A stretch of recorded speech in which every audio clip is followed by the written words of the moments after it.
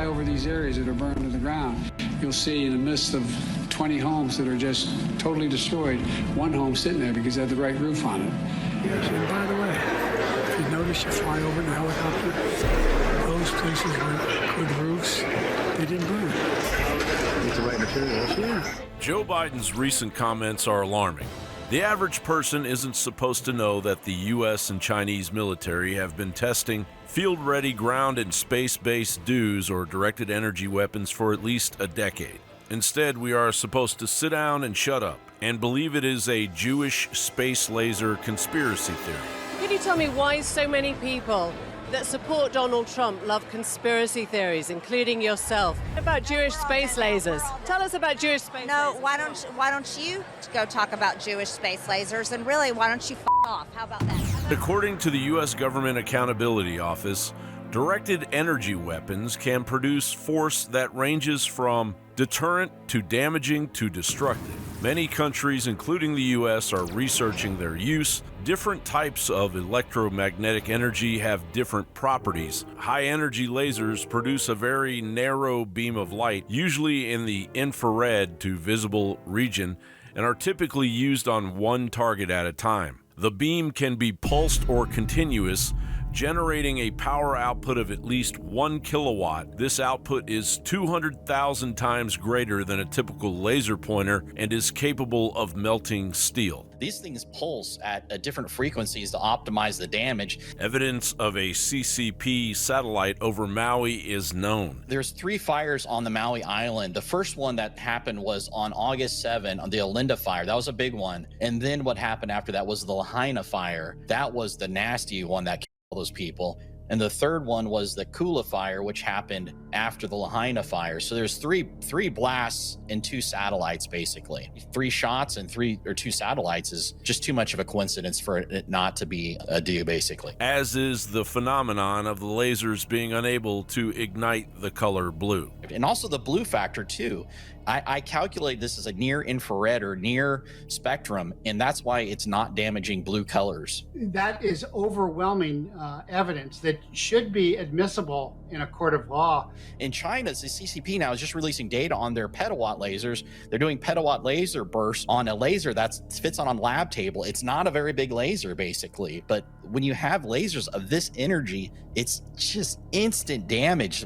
Very, very powerful lasers. Some extraordinary damage in our state could be caused by hurricanes or tornadoes, and frequently when you see the aftermath of that damage, there's some semblance of a structure that is still there. When you look at the damages that have occurred here, it's just gone, completely gone. And as we realize that the government is at the very least complicit, what makes you think that they wouldn't use DEWs, supported by lawfare, to drive people off their land, to cordon the population into smart cities in order to quicken United Nations Agenda 2030? The world is growing increasingly complex, and now more than ever, it's imperative to understand different viewpoints, especially when manipulation and biases are prevalent everywhere we get our information. Topics like we're discussing today are often underreported or skewed by powerful interests. That's why we use Ground News. Ground News is a website and app that allows you to come to your own conclusions about what's really going on. Their platform gathers related articles from across the political spectrum and world on a single news story and gives you a breakdown of the media outlet's political bias, reliability rating, and ownership. Here's how it works. We found this article about a former FBI informant charged with lying about Biden's role in Ukraine.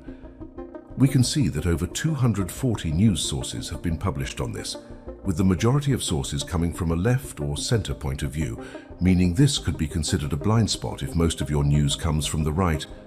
We appreciate that we can see what all sides are saying about the story and come to our own conclusion about what is being said. If you care about the truth like we do and are tired of the misleading media narratives, then you really need to be using Ground News. We highly recommend you check out the site. Go to ground.news/anonymous in your web browser or click the link in the description.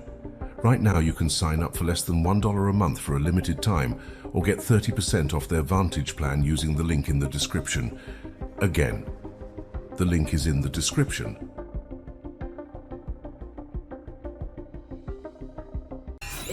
something you see every day.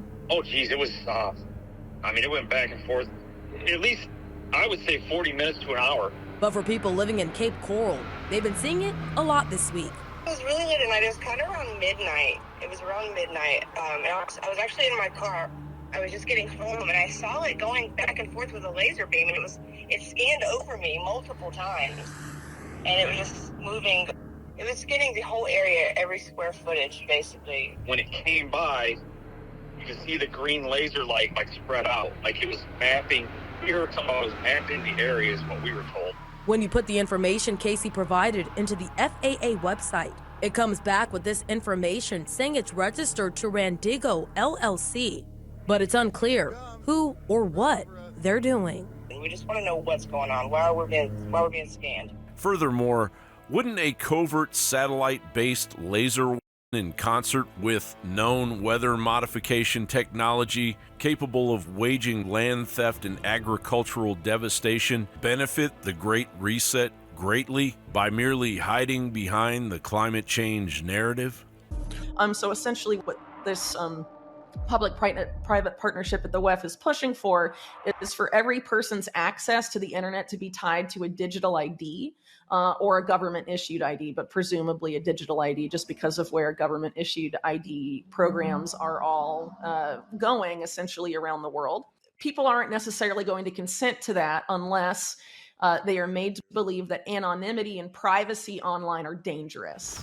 So how exactly can you convince people that that needs to happen? Well, you have some sort of event where anonymous hackers do something online that causes major disruption globally, and then the consent can be manufactured through fear and panic, as is often done, that anonymity and privacy needs to be eliminated, that we need to know exactly who is doing what online to prevent a calamity of that scale from ever happening again.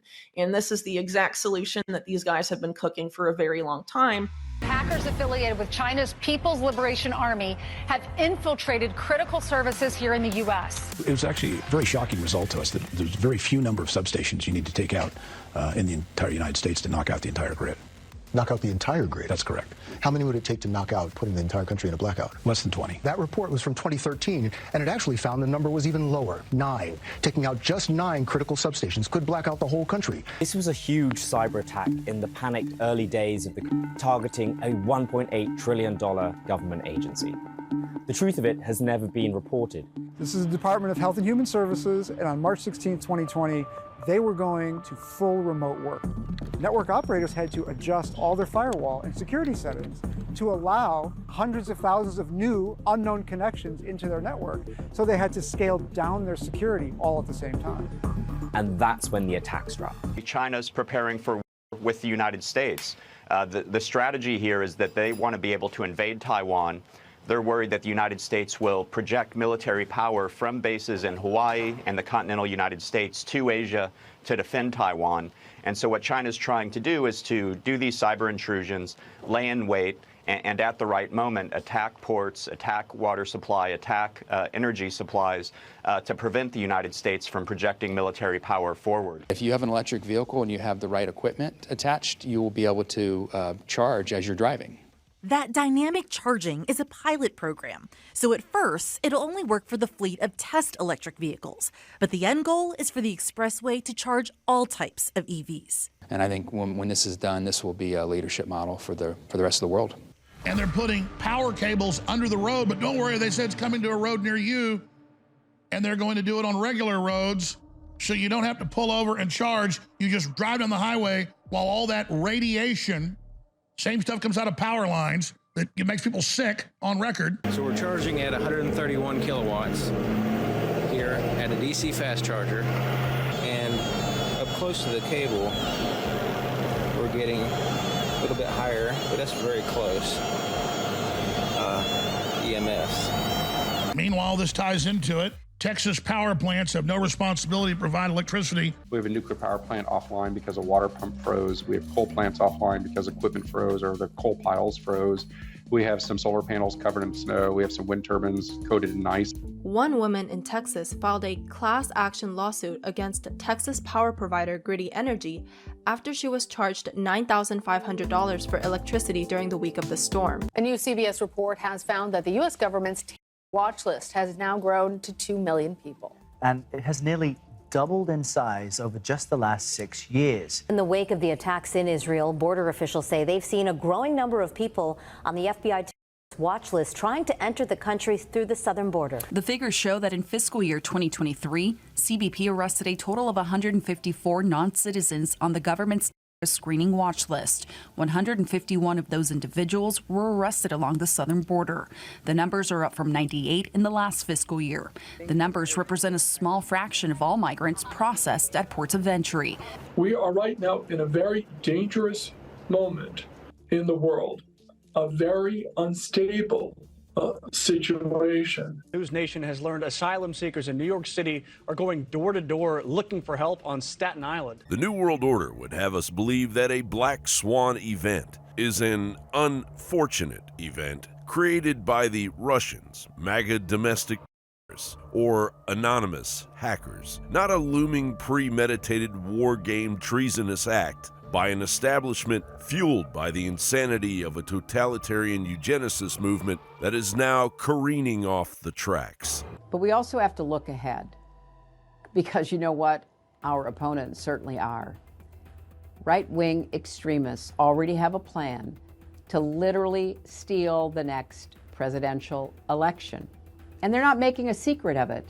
Larry Fink of BlackRock sent a letter out to the world saying that ESG is a priority for the asset manager and really was looking to encourage companies to embrace ESG. I believe there will be a future, Eric, that all investments are going to be looked through sustainability. The concept of providing Canadians with a universal basic income has sparked significant debate on if UBI is a viable solution for ensuring financial security. The EU is investigating Elon Musk's X, formerly known as Twitter, while the bloc's regulator is probing the social media platform for its suspected failure to counter illicit content and disinformation, a lack of advertising transparency, and what it calls a suspected deceptive design of the user interface. And of Homeland Security, the FBI, and law enforcement in the U.S. They're not a company founded by Americans, by the way. They're all like veterans and still active, more or less, of Israeli intelligence services. And they basically conducted these simulations of what types of hacks and events, cyber attacks, could trigger the cancellation of a U.S. presidential election and the declaration of martial law. So remember how I said earlier in this speech that the farmers need to give up their farms before 2030, specifically that year? Yeah, so that's not a coincidence. That year doesn't come out of nowhere. So that year is basically the deadline that our global elites have given our country and will probably give you to abide by these new regulations.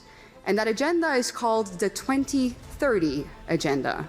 And the world will look differently after we have gone through this transition process.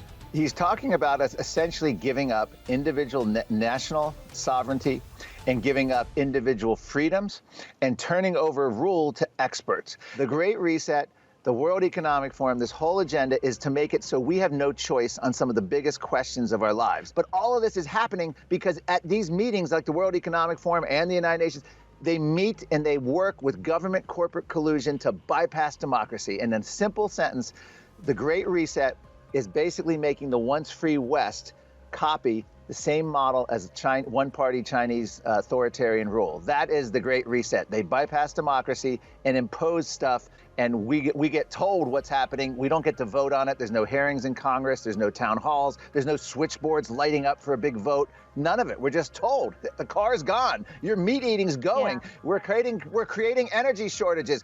Sorry, your schools are closed. Sorry, your churches are closed. What? Huh? How did that happen? The Great Reset. I spent quite a lot of time on the electromagnetic pulse, working with the governments to try to figure out how we would solve this issue. And I would say that the electromagnetic pulse, which is an EMP, which is basically a nuclear that goes off in the sky, shuts down the entire grid.